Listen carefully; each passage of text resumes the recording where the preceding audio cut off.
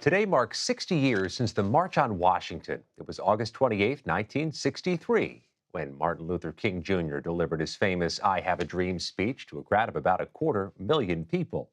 That speech and the mementos from that day are forever immortalized in the Library of Congress. CBS News White House reporter Willie James Inman joins us now outside the Library of Congress. Hey, Willie. Hey there, Scott. Good to be with you. That's right. It was 60 years ago that Martin Luther King Jr. gave that famous I Have a Dream speech. And many people know that moment. But what a lot of folks don't know is those behind the scenes who made that moment a reality. It's been 60 years since some 250,000 people marched on Washington for equal rights. I have a dream today. The National Mall remains hallowed ground for the movement, but the story of that day also lives on through the items left behind. What was the march really about? The march started as a really demonstration to bring it home in Washington, D.C., that African Americans in particular needed equal employment, more opportunities for jobs. You were seeing the original documents. Dr. Carla Hayden is the Librarian of Congress. The institution is the largest of its kind in the world, and it houses things like rare books, presidential papers, and historical documents like these from the Civil Rights Movement. The library's collection includes pictures and programs from the August 1963 event. This is planning. This is so much. Here are the brochures that were sent out. Looks almost like a playbill right, kind of. Saying here it is, here's what we're going to do. And you have like drawers and drawers. Drawers and drawers. Look how well they were dressed. Very well dressed, because that was also in the handbook. There are also detailed logistical notes written by Bayard Rustin, an activist who worked alongside A. Philip Randolph, one of the key architects of the March on Washington. Hayden says many of the unsung heroes of the event were women.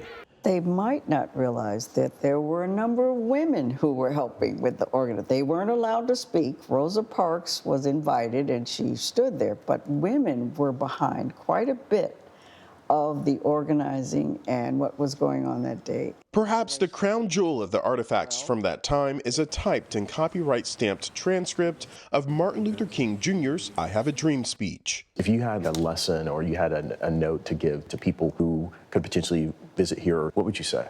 Get hope from history.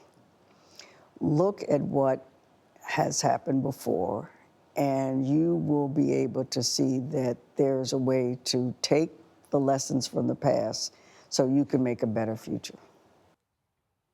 And Scott, it's really those tactile reminders from years long ago that remind us of what happened and how far we've come.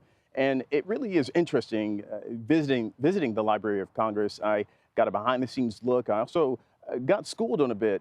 Dr. Carla Hayden, she explained essentially that Dr. King's I Have a Dream speech, the portion that he talks about that dream, was an impromptu moment. It was really essentially prompted by Mahalia Jackson, a gospel singer that was standing a little bit behind him. She prompted him to talk about the dream, which she heard about months ago. And it was then that he went on into that memorable moment.